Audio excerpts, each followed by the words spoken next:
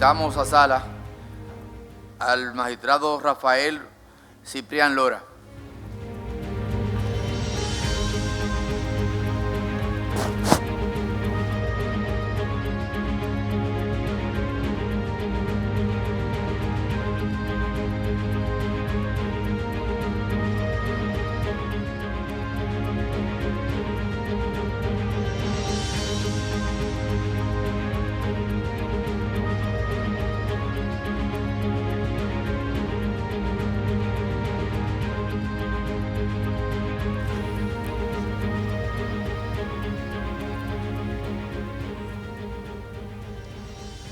Magistrado Ciprián, buenas tardes, bienvenido. Recordarle que tiene 5 minutos de exposición libre y al finalizar entonces entramos a una tanda de preguntas de 15 minutos. Muy buenas tardes. Puedes hacer uso de la palabra. Gracias. Buenas tardes, señor presidente de la República y de este honorable consejo, así como a los miembros honorables consejeros. Muchas gracias por esta oportunidad que nos dan. Además, deseamos agradecer a la Asociación de Abogados Azorien, al Colegio de Abogados de la República Dominicana y al Colegio Dominicano de Notarios porque sustentaron nuestra candidatura. Con esto, la comunidad jurídica en sus instituciones más emblemáticas nos han propuesto. Nos graduamos de abogado en el 1985, de manera que tenemos 34 años como profesional del derecho. En este periodo ejercimos intensamente la profesión de abogado en nuestra oficina privada durante 15 años. En nuestro ejercicio profesional hemos publicado 13 libros, que son libros referenciales y de texto en las universidades, como el Tratado de Derecho Inmobiliario, como el Derecho Administrativo Constitucionalizado y como el Manual del Recurso de Casación. Además, tenemos 3 maestrías y 2 especialidades de universidades nacionales e internacionales europeas, en Derecho Administrativo, Derecho Inmobiliario, Derecho Constitucional. Y tenemos también la especialidad en Ciencia Política, así como en Derecho Constitucional por la Universidad de Salamanca, España. En nuestro ejercicio hemos recibido reconocimientos múltiples de instituciones nacionales e internacionales por nuestro trabajo académico e intelectual. Además, somos profesores de varias universidades, incluyendo la UAS, donde somos profesores de las maestrías administrativas, de la maestría inmobiliaria y de la maestría de Derecho Constitucional y Procesal Constitucional. Fuimos abogados del Estado ante el Tribunal de Tierras, hoy Jurisdicción Inmobiliaria, y fuimos también Ministerio Público en esa jurisdicción. También ocupamos el cargo de encargado de la consultoría jurídica de la Corporación Dominicana de Empresas Estatales. En el 1995 ganamos el concurso para aspirantes a juez y nos hicimos juez. De manera que tenemos más de 20 años siendo juez. Como juez hemos ejercido en el Tribunal Superior de Tierras, en la Corte Civil del Distrito Nacional, en el Tribunal Superior Administrativo y en la Corte de Trabajo del Distrito Nacional. Es fundamental señalarle aquí que tenemos experiencia en materia laboral, tierra, contencioso administrativo y contencioso tributario. Las 4 materias que conoce la tercera sala de la Suprema Corte de Justicia, que hay una vacante. Y somos además los productores de los libros de esa materia y tenemos diplomado de la Dirección General de Impuestos Internos sobre materia tributaria, de manera que reunimos las 3 materias en especialidad de la tercera sala. El juez que puede asegurarle ahora, sin falsa modestia, que en toda la República no hay otro juez ni otro profesional del derecho que reúne especialidad en cada una de esas 4 materias, que haya producido libros referenciales y que sea profesor de la materia en esas 4. De manera que si nos designan miembro de la Suprema Corte de Justicia, seríamos el juez idóneo para esa sala, pero para cualquier otra también, porque dominamos los principios generales del derecho y podemos perfectamente servir en cualquier sala de la Suprema Corte de Justicia. Y aseguramos de llegar a la Suprema Corte de Justicia que vamos a impulsar la seguridad jurídica, los derechos fundamentales en su garantía y que vamos a impulsar la materialización del Estado social y democrático de derecho. Tenemos mucho más que decirle, pero sé que están contra el tiempo y ustedes tienen nuestro currículo. Estamos a sus órdenes. Muchas gracias, magistrado. Pregunta. Bueno, Reinaldo después.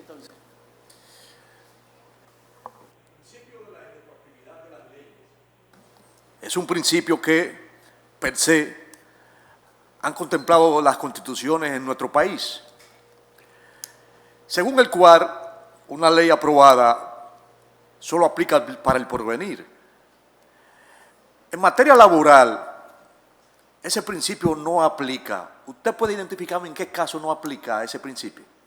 Ese principio es de derecho común, de derecho en términos generales. Y recuerde que en esencia no aplica para afectar en materia laboral los derechos adquiridos. Derechos adquiridos, entiéndase bien, el salario de Navidad, el salario de vacaciones, la participación en los beneficios de la empresa, que le llaman comúnmente bonificaciones. Entonces, no puede por una ley posterior afectarse ninguno de esos derechos adquiridos, así como el fuero sindical, porque los derechos adquiridos, conforme a la Constitución de la República, en su artículo 110, no pueden afectar derechos adquiridos, que podemos también señalarle que en materia penal surte también sus efectos, que como excepción solo favorece a quien está cumpliendo condena o la condición de subyúdice. En materia laboral, ese principio no aplica, que si me puede identificar el caso, cuando no aplica. Si no aplica cuando se trata de derechos adquiridos o en fuero. Vamos a ver. Usted se está refiriendo sí. a la aplicación en sentido general de ese principio. No hay problema. Sí. Yo le quiero señalar y precisar que hay un caso en materia laboral y que ese principio es inaplicable. Es elemental. Sí, elemental. Cuando se trata de principios del derecho laboral, que es precisamente los derechos adquiridos que ya he señalado. Ese principio no aplica en materia laboral si beneficia al trabajador. Puede tener efectos retroactivos a esa ley laboral. Pero es que siempre cuando favorece a la persona, y por eso puse el ejemplo en materia penal, que si favorece al quien está cumpliendo condena o subyúdice en materia laboral, en materia penal, pero en materia laboral son derechos adquiridos. O sea, si favorece al trabajador, entonces no estamos hablando de una retroactividad propiamente dicho, sino que existen ya derechos adquiridos que no pueden ser perturbados por una legislación posterior. Magistrado presidente, Mariano. Cipriano, cuando yo quiere poner, cuando yo inicié la profesión, yo era jovencito.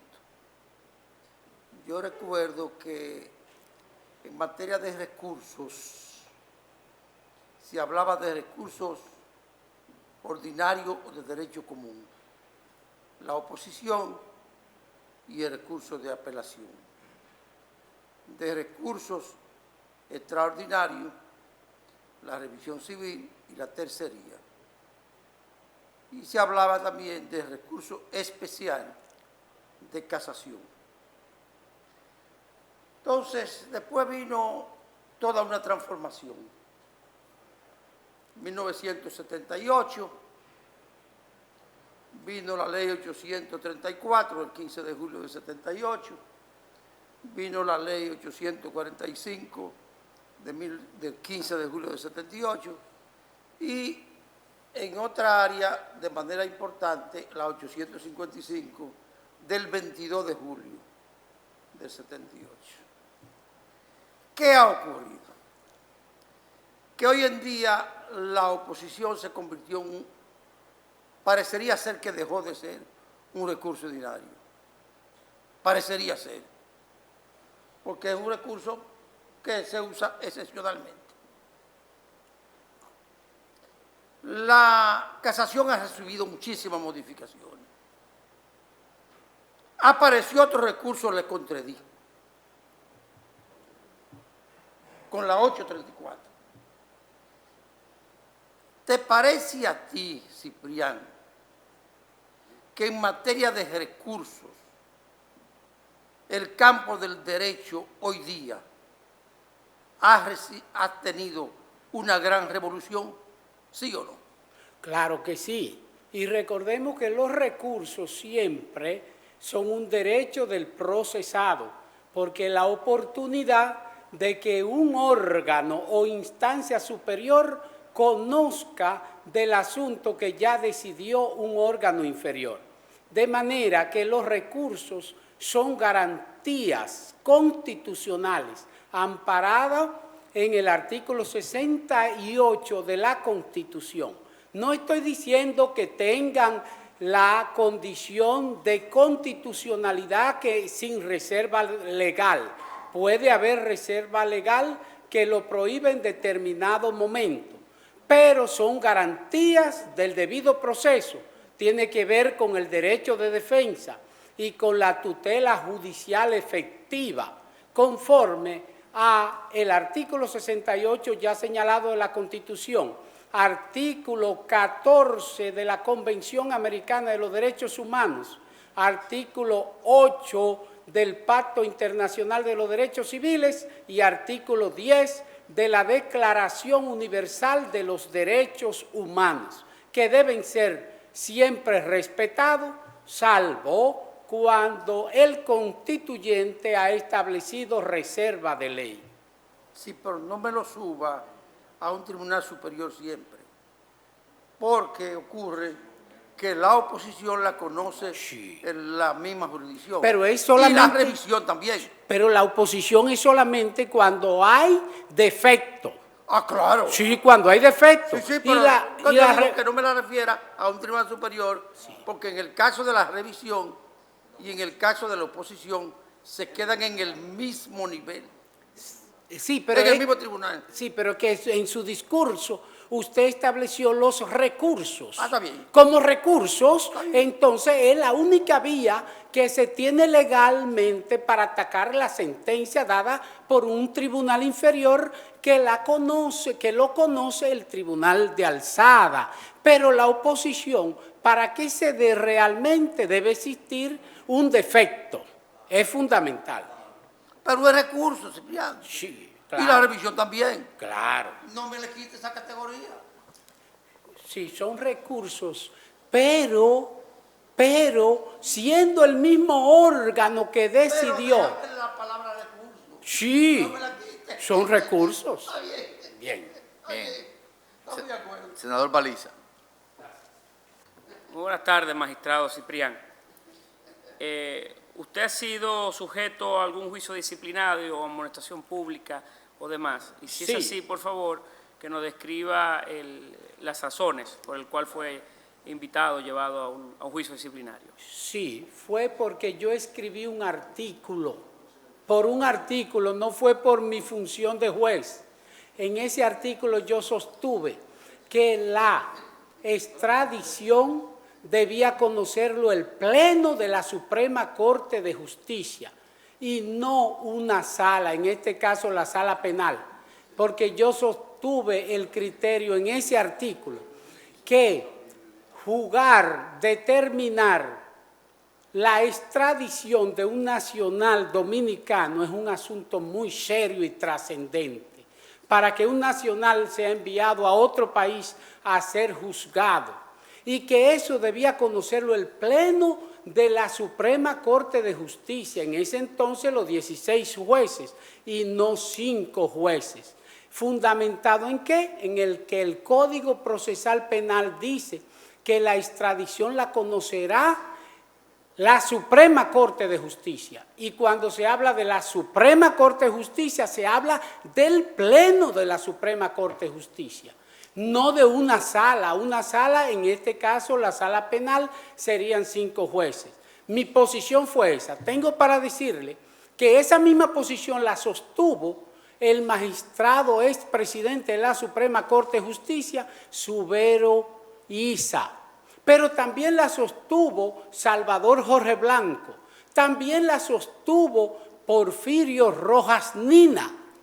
Pero hubo un juez de la Suprema, que no es necesario mencionar su nombre, que se molestó porque yo escribí ese artículo, que fue un artículo doctrinal, respetuoso, donde no hay una sola palabra ni una frase que hiera, hiriente, y por eso plantearon lo que dijeron en un juicio.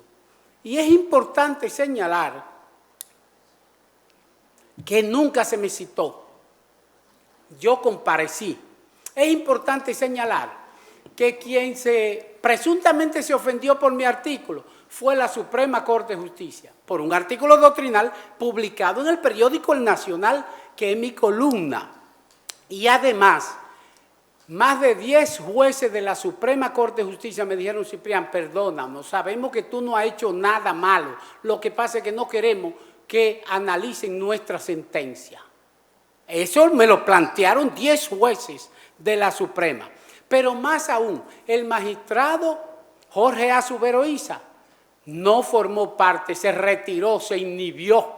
Y ahí están los periódicos que él sostuvo esa misma posición. Pero como si fuera poco, tengo que decirle, para que vean lo que es el debido proceso, el derecho de defensa y la tutela judicial efectiva, que la Suprema Corte de Justicia, un juez de ellos se molestó por mi artículo. La Suprema me juzga, la Suprema me sanciona con una amonestación y la Suprema me ejecuta. Eso es la venganza privada. Eso es como una cosa insostenible en el derecho. Y además por el derecho mío a expresar mi libre pensamiento y mi derecho doctrinal académico de aportar a la doctrina jurídica. Por esa fue la razón. Que lo sepa todo el país. Magistrado, de igual modo se hizo público en su momento su queja pública sobre traslados y degradaciones del que usted fue sujeto como consecuencia de algunos juicios y casos que se hicieron muy públicos. Inclusive usted de manera pública acusó a la fiscal del distrito en su momento de ser el motor, ¿verdad?, que guiaba esos traslados o esas degradaciones. ¿Se quisiera también usted referir a ese suceso público? Sí, no me inhibo en ningún tema.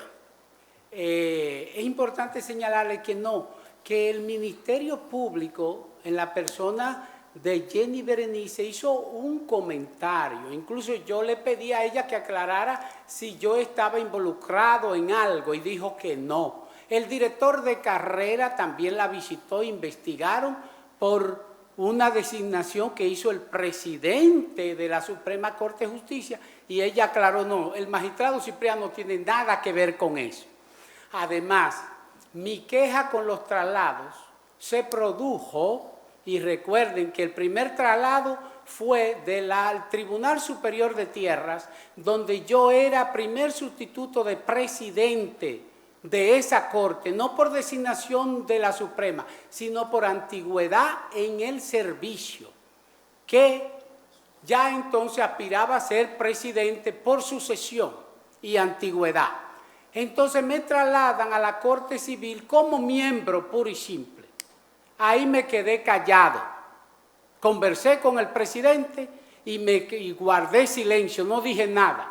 Pero luego de la Corte Civil me trasladan al Tribunal Superior Administrativo. En el Tribunal Superior Administrativo me trasladan a 3 salas, 1, 2 y 3.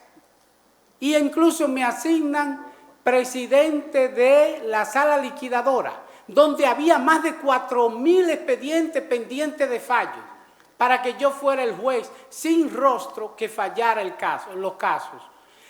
4.000 y pico de expedientes pendientes de fallo, incluso tributario, el Estado esperando precisamente los ingresos del pago de esos impuestos. Y nosotros, en menos del plazo concedido por el Consejo Nacional, el Consejo del Poder Judicial, fallamos todos los casos. Fuimos el juez liquidador junto con los 2 jueces más que conformábamos la sala, que liquidamos esa sala. Luego se da un nuevo traslado nuestro.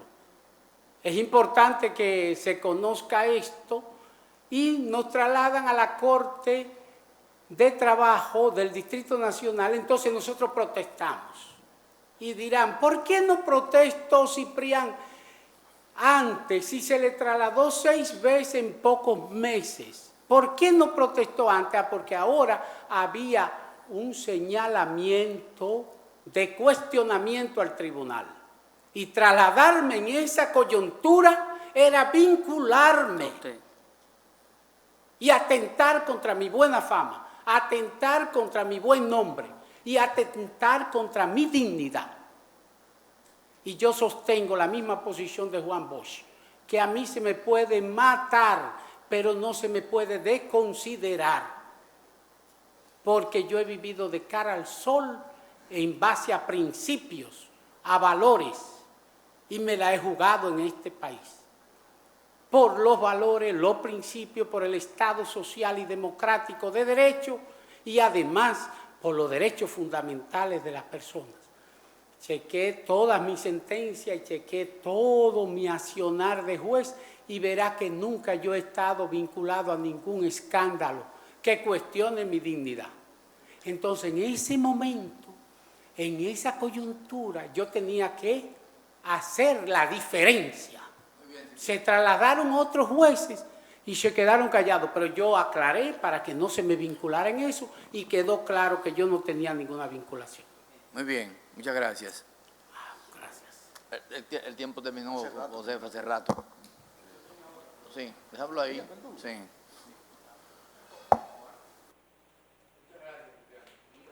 Siempre.